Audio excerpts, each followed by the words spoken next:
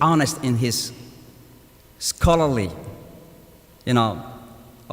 scholarship, if you may say. He was very honest, very open. He speaks his heart, he speaks his mind, and he wrote about Prophet Muhammad sallallahu alaihi wasallam. I can say that I've read many, alhamdulillah, many seerahs, many books of seerah about Prophet Muhammad sallallahu alaihi wasallam. And his book is just like this, but I can say this is a conclusion of who Muhammad sallallahu alaihi wasallam is in terms of his humanity. So tonight we are so happy and that he is with us, and of course he's going to talk about the Prophet Muhammad sallallahu alaihi wasallam. In his book, The Humanity of Muhammad, a Christian's View, that's the book, right? He wrote about at least 7 things, but I think tonight we cannot talk all those. But tomorrow, inshallah, Dr. Considine is coming here to Queens to be with us for 2 days, today and tomorrow. And tomorrow he'll be with me in one of the events on Queens Boulevard. It will be a larger event, inshallah, so hopefully some of you can join as well. We're going to expand our discussion with Dr. Considine. So what I'd like to suggest is, number one, Pastor today is talking about a little bit his background by himself, and then why he is here today, why he is as Considine that we know here today, who love Prophet Muhammad sallallahu alaihi wasallam, not only love the Prophet as a role model, as a human being, but he defended his honor. And I can witness that because I follow him on social media. He's not hesitate to defend the Prophet Muhammad sallallahu alaihi wasallam and Islam in general. And he had angered many of his own people because of that. So you can imagine. And that is the honesty of a scholar. So I'm very much appreciative and thankful to Craig Considine, Professor Craig Considine, for being here with us tonight. Without further delay, I would like to give you the microphone. Imam Shamsi, thank you so much. It's an honor for me to be on the receiving end of your warm words, knowing that you've been a role model for me for quite some time, since 2007. And I was actually here, you may remember, I was here about 4 or 5 years ago too, in a similar evening like this. It was about 2018. It was actually right around the time of the Christ Church shooting. And we had a big event right outside here, a press conference condemning this horrid act of violence and terrorism. So thank you so much for once again welcoming me, for all of you to be here tonight to listen to me. And I hope that I can offer some flickers of light and love and peace over the next 10 minutes or so. My journey actually began, and I didn't even know it, on 9/11, actually. This journey towards interfaith and this journey towards scholarship. So I was 15 when that day happened, and I grew up in a suburb of Boston, not too far from here, called Needham. And I grew up Catholic. My mother's Italian, my dad is Irish. I often joke with people I had no option. Irish, Italian, pretty strong in their Catholic traditions. So when that event happened, you can imagine what it would be like for a 15-year-old who had never studied Islam, had never met a Muslim, was never introduced to Islam in my Catholic school upbringing. Now, when something like that happens, and then the media, we all know the power of the media and the ability for the media to cruelly frame people, to associate what happened on that day with an entire faith and an entire group of people. For me, as a 15-year-old, I had no context to even question that because I had no exposure to these things. So in a way, I was very naive. I was ignorant in a way. I just simply didn't have the information. So a couple of years later, it comes time for me to go to college. And this was in 2004, roughly. So 1 year after the invasion of Iraq, 2 years after the invasion of Afghanistan. Both of these wars, I knew something was wrong that there was a lot of hype and propaganda being built up to justify what was happening in certain parts of the Muslim world. And I knew something was off here. So I went to Washington, D.C., and I was actually aiming to get into some type of like government job, but I wanted to understand why something like 9/11 happened. So I started taking Arabic courses, and I started enrolling in classes at American University on Islam with this kind of 9/11 framework in my mind. So the media was using terms like, Taliban, Al-Qaeda, Bin Laden, terrorism. All of these things are on my mind when I walk into this class and I know nothing about Islam. But thank God we have Professor Akbar Ahmed. And Professor Ahmed, on the first day of class, he didn't talk anything with politics. He didn't mention Al-Qaeda or the Taliban or any of this stuff that we see in the media. He placed emphasis on Prophet Muhammad's emphasis on gaining knowledge. The ink of the scholar is more sacred than the blood of the martyr. This is a quote that is attributed to Prophet Muhammad, and it's a quote that Dr. Ahmed shared on the first day of class. The ink of the scholar is more sacred than the blood of the martyr. What does that mean? It means that knowledge, learning, truth, making connections with other people, all of these things are forms of knowledge, and they're precious, and they're gifts from God. And it's much more sacred than doing something like killing, which is losing life. That destroys life. But knowledge builds life. It gives life. So I was transformed by a Muslim. Dr. Ahmed was arguably the first Muslim I ever met in my life. And he switched something inside of me. And I learned that the stuff that was in here and the stuff that was in here was almost fabricated. It was almost manufactured. It wasn't real. So I had to kind of unprogram myself. I had to unlearn what I learned about Islam and Muslims. And I went on this journey with Dr. Ahmed, and of course I meet people like Imam Shamsi Ali and people across the country and world, enlightening me to all of these different layers of our existence as humans. Dr. Ahmed did so much for me as a human, and he's not even a Catholic. He's a Muslim. So this touched me greatly. Now, in recent years, so I'm 37 now, so I just gave you a glimpse from when I was about 15 to about 23. But it wasn't until recent years, really, where I picked up on Prophet Muhammad's life and legacy.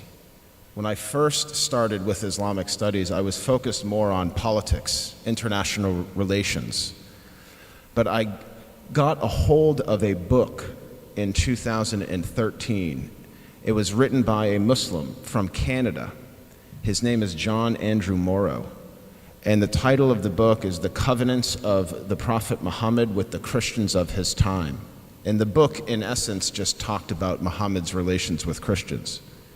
And I had no idea there was so much rich background and context in light of these experiences. So I read John's book, and again, it opened another whole avenue of knowledge. And I was reading this was 2013. And if you understand the history of this time, you'll remember there was a lot of talk about ISIS in the media. ISIS was doing a lot of different things in different parts of the world. And we saw really unfortunate developments happening, like ancient Christian communities in cities like Mosul in Iraq. These are really important ancient cities in Christianity just being destroyed by people who identify themselves as Muslims. But then you look at Prophet Muhammad's relations with Christians, and it tells a completely different story.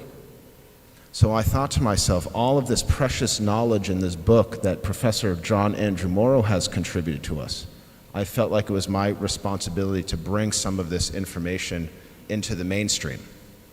And I do it as a scholar not as a theologian. I don't consider myself a theologian. I don't consider myself a priest. I'm not a religious studies teacher.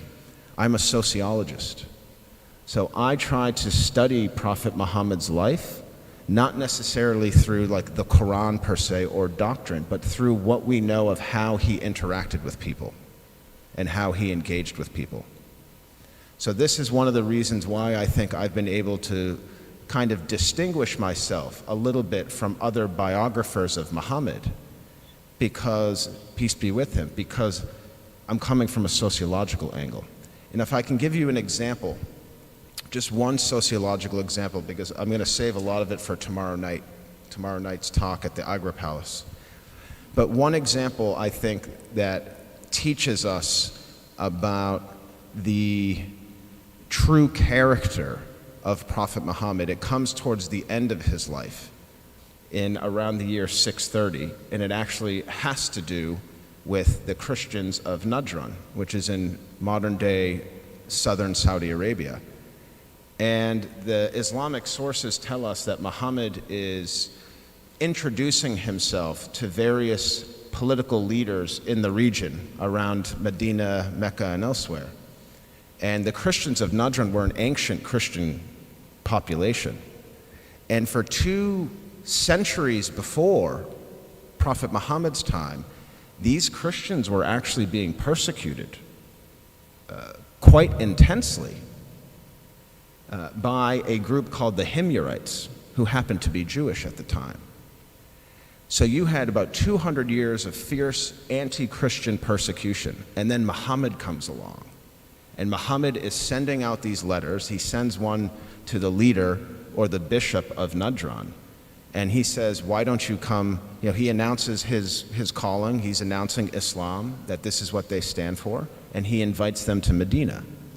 And we know, again, according to Islamic sources, that the Christians of Najran and the early Ummah, the believers, they spent 3 days together.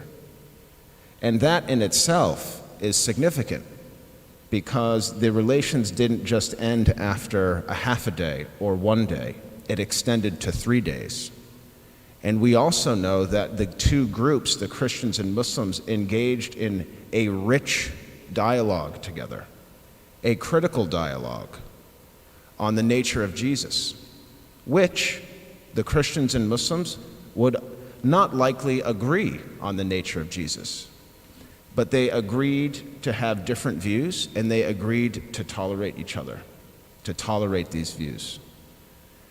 And my favorite part of this story with the visit of the Christians of Najran comes when Muhammad even goes and extends the hospitality of his masjid. He opens the doors to allow the Christians of Najran to actually engage in their own act of worship. I mean, that's an extraordinary moment in time. Even today, that's considered controversial. You know, not a lot of religious communities would be comfortable doing this. So 2 main points here. Muhammad was not merely tolerating the Christians of Najran in his midst. He was doing something a little bit more than just merely tolerating. You know, think about it. I know a lot of you must have children. When you tolerate something that your children does, like there's something kind of standoffish about that. You're not really grappling with it. You know, if you've ever just merely felt like you're just being tolerated and you're not really included, that can lead to lower self-esteem. But Muhammad was not merely tolerating, he was embracing people. And in engaging with the Christians of Najran as he did inside his masjid, he was showing an extraordinary example of hospitality, which is so important. And we have to remember too that I think in being hospitable to the Christians of Najran in the way that he was signaling to people who happen to be Muslims, and even to non-Muslims like myself, that hospitality is an act of faith, and that you don't jeopardize your religious identity by being hospitable to another group, that this is actually a divine act to be the type of community or the type of person that makes people want to feel whole And this is ultimately what Prophet Muhammad was doing in his life. I'd like to use the phrase, and Imam Ali, I'm sure you're familiar with this in the great work that you do with Jewish communities in Houston and beyond, but we have an old Hebrew saying called tikkun ulam. It's back in the Torah, tikkun olam. It's a Hebrew word, and it means to heal a fractured world. To heal a fractured world. As a Christian, that's how I see Jesus. He came as someone who was repairing things that were broken. Greed, corruption, violence, immorality corrupted the people. Muhammad comes, does a similar thing in a different context, but they both engaged in tikkun olam. And I think we all could engage in tikkun olam, even small acts of repairing our broken world. Muhammad said, right? He said, smiling is an act of charity. I love that quote. Smiling is an act of charity. Small differences, small changes can work their way up into bigger changes. And I think Muhammad understood that. He knew it started with our hearts, with our minds, inside of our homes, with our family members. That's where the true change starts. And if you can change there, then your society flourishes. And we know Muhammad's society did flourish and continues to flourish today. So I'll hand this back to you. I'd love to take some questions if we could. Thank you, Dr. Considine. Actually, I would like you also to touch a bit on how Muhammad sallallahu alaihi wasallam was the first in the history of humanity to establish civic nation state. I think it's very important. Today I gave khutbah on this at the United Nations. And I think the majority of the attendants appreciate it, but some feel uneasy with it. Because when you talk about democracy, when you talk about shura, when you talk about participation of the people, it's not easy for some. And I talked today openly at the United Nations khutbah. So I think I want you to touch a little bit on that, about Medina, the constitutions of Medina, which is known as Mithaq Medina, or the Charter of Medina, and how you compare that to the Constitution of the United States Constitution, a little bit. And then we open. Thank you.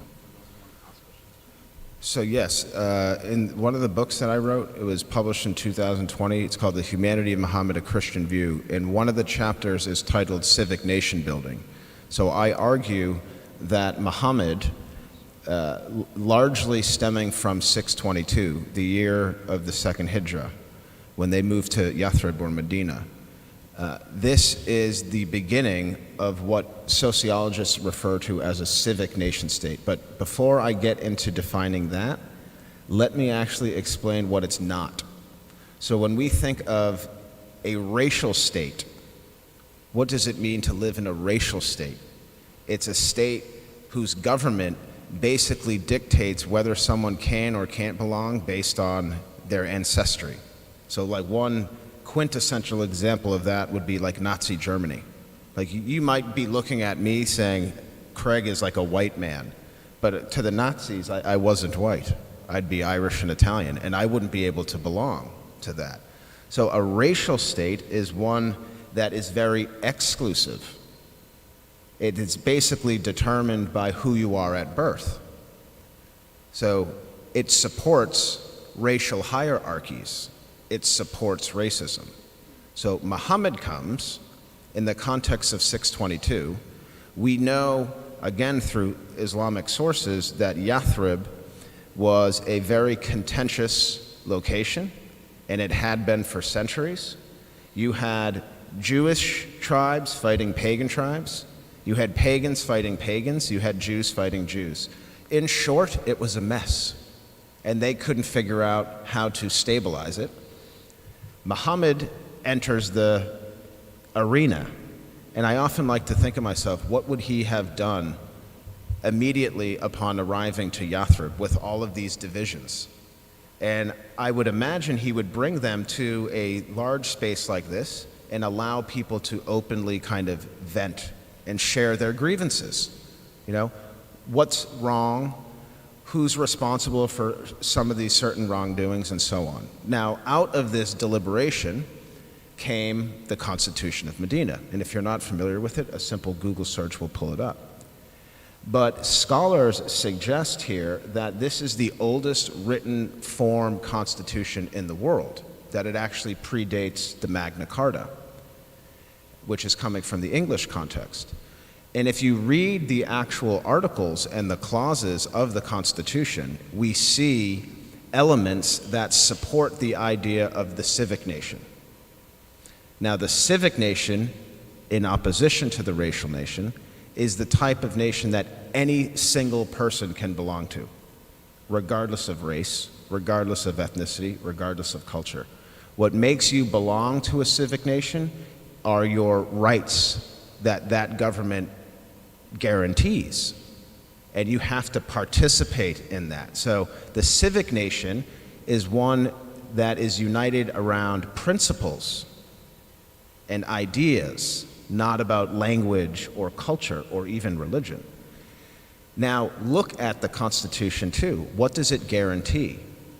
It guarantees different religious groups sovereignty over their religious communities, which in the American context, we would refer to that as a First Amendment issue, separation of church and state, which I think is a good thing, in my opinion.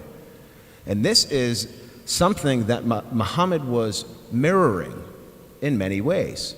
He was actually he was claiming, as I argue, that the Ummah was actually not just a place for Muslims to inhabit, that the Ummah also provided space for these different communities that were protected by the government.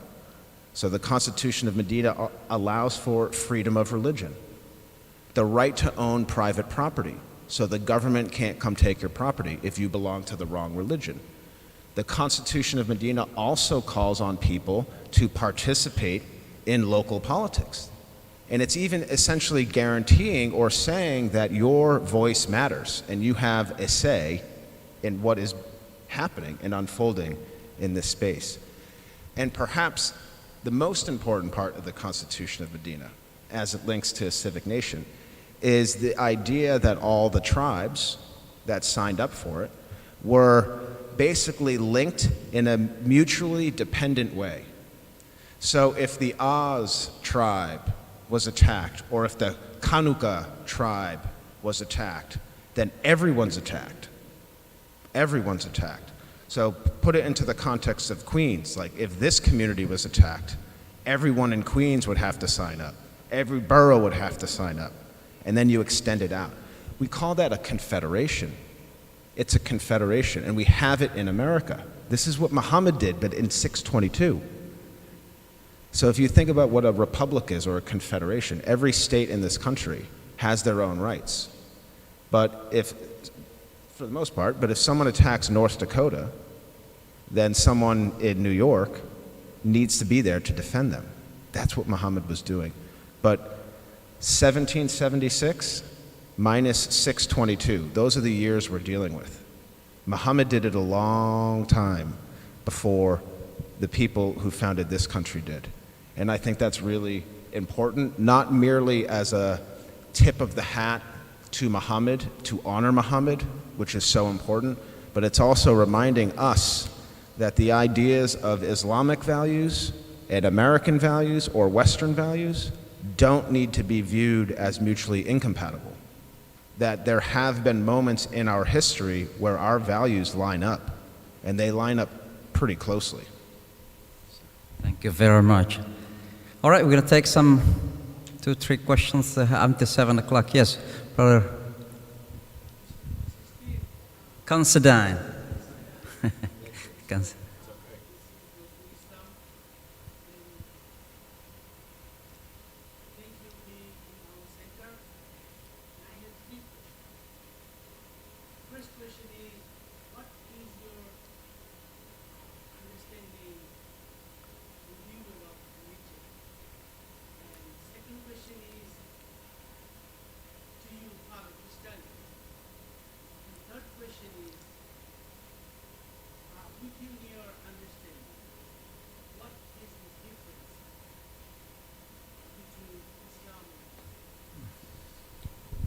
So Religion, I think, in short, if I had to capture it, what is it? It is a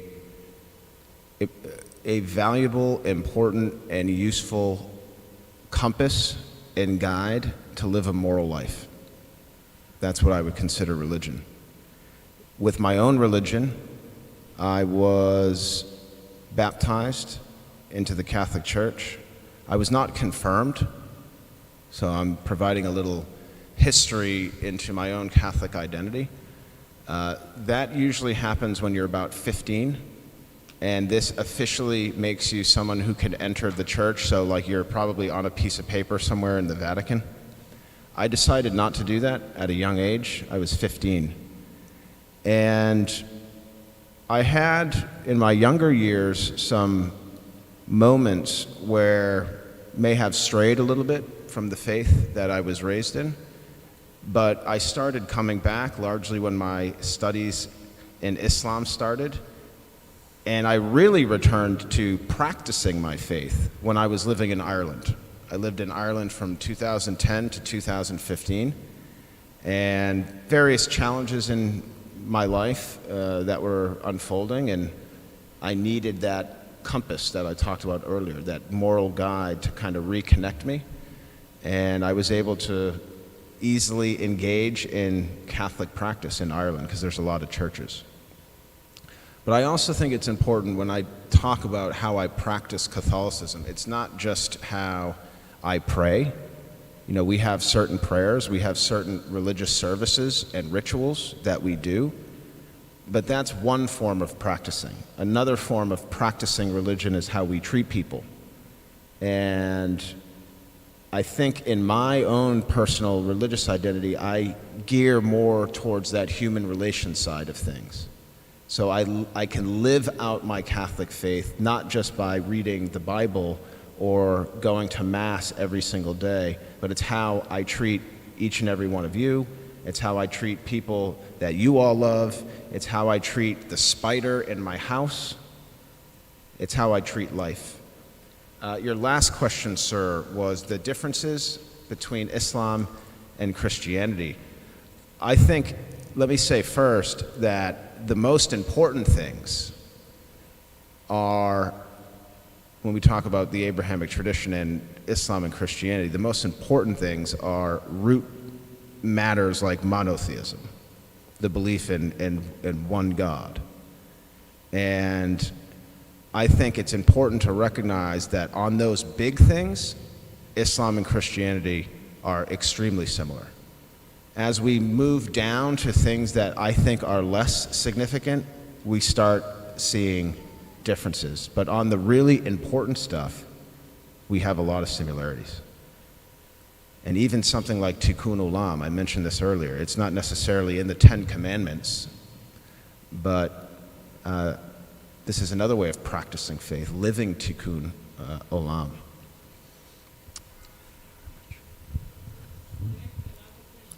One second, possibly some others wanted to ask questions. Yes, yes, brother.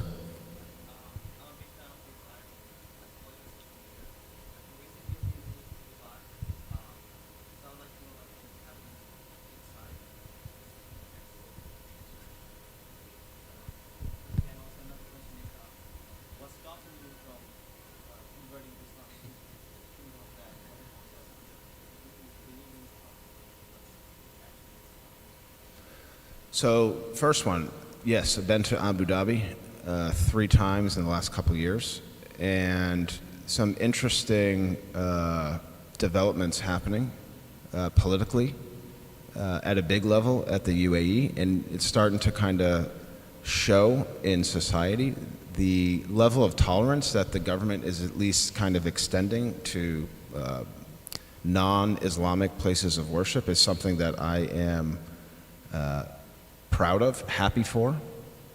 A step above what we see in other parts of that part of the world, like Saudi Arabia and UAE are kind of taking a different approach. And it's also a very efficient city. It's a very clean city, and the hospitality is great. So highly recommend going to Abu Dhabi if you can. So what's preventing me from converting to Islam, I don't think I've ever had the conversation with myself. Like, what is the one thing that could hold you back? Because to be honest, it never was this journey I've been on. It was never about like finding the right religion for me. So some people, when they find Islam, they find it because they're searching for a religion that they need. I found Islam through what I mentioned earlier in the classroom. So when my journey started, it was never like I'm questioning Catholicism and I'm reading Hinduism and Buddhism and in Islam. It never started like that. When I started studying Islam, it brought me closer to my own Christian faith. And I started seeing a lot of similarities between Islam and Christianity, and I was almost thinking to myself, well, this is interesting. I have another faith bringing me back to my own. And I actually, personally, and maybe you might look at this and say he's being selfish, but like I didn't really feel like I needed to have this completely new system in place because I already had the system there. It was just a different flavor. It wasn't Islam, it was Christianity. So it's a question a lot of people ask, you know, what's preventing you? But I don't really think about it that way, if that makes sense. The answer to that question, basically, to your particular questions, is about Inna Allah yahdi man yasha. But Dr. Considine is not. He doesn't mind to be called a Muslim by heart because he believes in Muhammad, he believes in the Quran, he believes in the values of Islam. Although he sees the teaching of Islam from sociological perspective, and that's different the way we see it sometimes. Yeah. But again, coming to the conclusion, Inna Allah yahdi man yasha. All right? Our responsibility is to continue to the tikkun ulam is in Arabic language too. Takun alam. It becomes the universe. And Rasulullah sallam is sent to whole universe.